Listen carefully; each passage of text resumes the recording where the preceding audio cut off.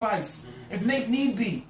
Because Allah demands me to be who I am at every moment. He could have run to America. He could have run to Africa. Different places. They asked him to come. All the prisoners he went to, Nasser in Egypt and all these people, Secretary in Africa, all these people asked him, don't live in America, come live with me. But Malcolm said, if it's divine, if Allah subhanahu wa ta'ala wants it to happen, you can't run from, you can't let these people know. So he showed us that no matter what the situation, we can't run from our divine destiny.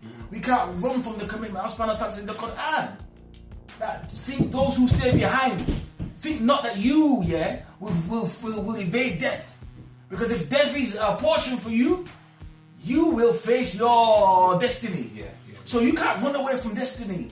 Yes, you can't run away from that. So Malcolm showed on a level, you want to talk to man in the ends, brothers and sisters on the grind, brothers and sisters who are stabbing each other and shooting each other, brothers and sisters who are committing rapes and committing all types of manner of ill, filthy, debaucherous crimes. Degenerate behavior. How are you going to reach them people? These are people who have been destroyed over 450 years, as the Bible talks about. Are people who are lost to knowledge, are people who are lost to self, are people who have lost their folkways and their moreways. Because everything about them destroyed totally.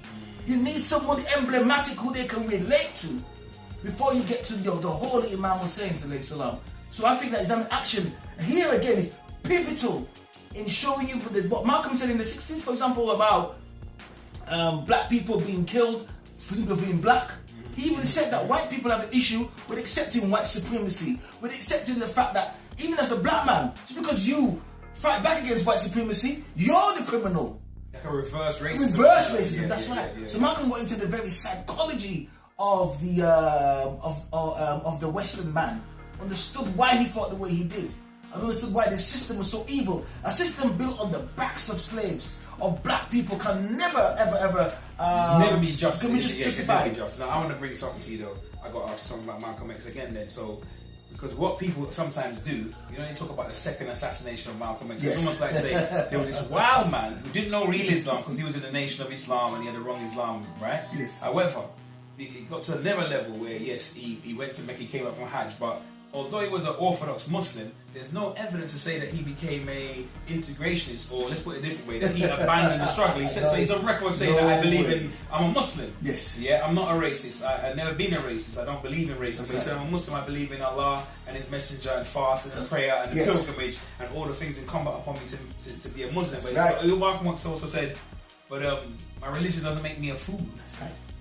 So what you and the first law of preservation, the first law of nature, self-preservation. Yeah. And I want to preserve myself as a black man. Yeah. So before we could even be in a position to identify with the Palestinian struggle or with the brothers and sisters in Afghanistan and the brothers and sisters in Iraq around the different parts of the Muslim world that are struggling, we pray for them, inshallah. Give them help. Yes. But nonetheless, what position we could be, what position would we be in if we don't handle our own business right in our local geographical area here? How can you London tell your neighbour his house is a mess and your house is a tip? Yeah. How can you tell him to fix up his garden and your house looks like a rubbish In fact, when I leave my house like a rubbish heap, I'm going to go in your garden, climb over the rubbish in my garden to get to your garden. Exactly. Charity begins at home. It begins at home. That's so right. We can't really leave. We don't really want to leave out with our dysfunctional behaviour. We know that we've been in the Western Hemisphere as an African peoples taken away forcibly against our will and brought into the Western Hemisphere. We know that we have lost a lot, and we can't.